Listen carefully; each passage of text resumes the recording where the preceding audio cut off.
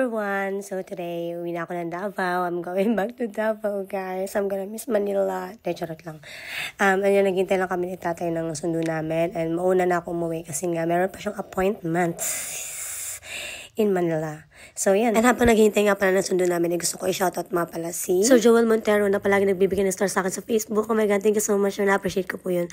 And finally, dumating na rin yung sundo namin. Wow, lakas maka-VIP nito And syempre, hello din sa'yo, Dolin Jan, and kay Sir Barbie J. Shoutout sa inyo, guys. Eme. Thankful lang talaga ako, guys, sa mga nagsusuporta sa akin and lagi nakaabang sa mga post ko. Tapos kada post ko, lagi silang nandiyan na nagko-comment agad nag-heart. Thank you! And nga pala, sumabit si tatay dahil nga may nagpaano pa sa kanya, pa-shoutout video ratings.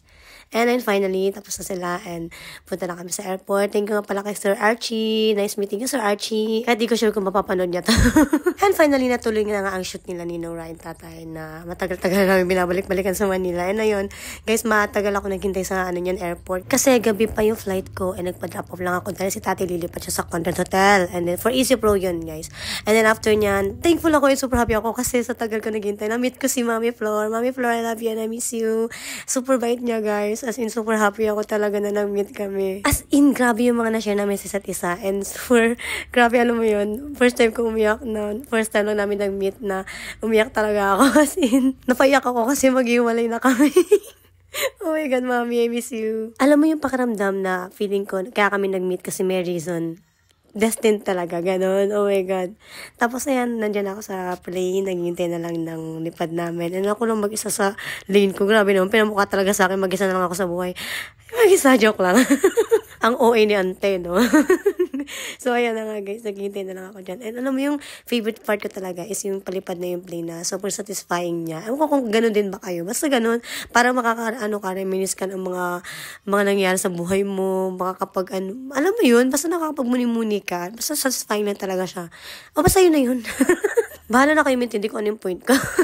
Walaan nyo na lang. So, ayan na nga, super happy ko lang dati. Kasi, alam mo yung pakiramdam na parang, yung may nakausap kang stranger, tapos dun pa kayo nag-meet na out of nowhere, tapos nakapag-share kayo ng mga bagay-bagay sa isa't isa na, wow, basta, sobrang happy ko talaga na-meet ko si Mami Flor.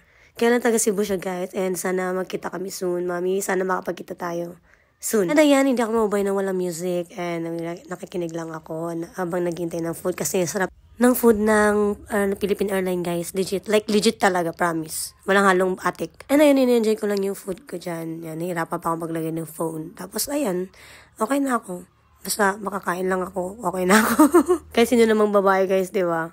Pag nakakain na, okay na. Maulian na. Kasi sobrang pagod ko dyan. Sobrang dami kong bit-bit. Ang bibigat pa. Kaya sabi ko, pagdating ko ng plane, kakain talaga ako ng marami. And ayun, okay naman. Satisfied naman ako nun that time. And wala lang, super happy lang talaga ako niyang araw na yan, guys. Sobrang full ng heart ko.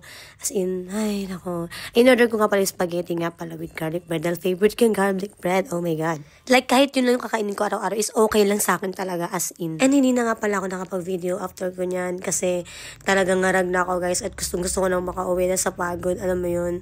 Siyempre, ikaw lang mag-isa, loner ka. Parang, alam mo yun.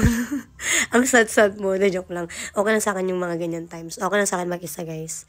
As in, parang mas makakapag-isip-isip ako, nakakapag-muni-muni ako sa sarili ko. And just enjoy the view lang. And thank you so much for watching, guys, sa palaging panonood nyo, sa pagsuporta sa akin. And thank you so much, Philippine Airlines, sa magandang servisyo nyo. Thank you! Utok pa na.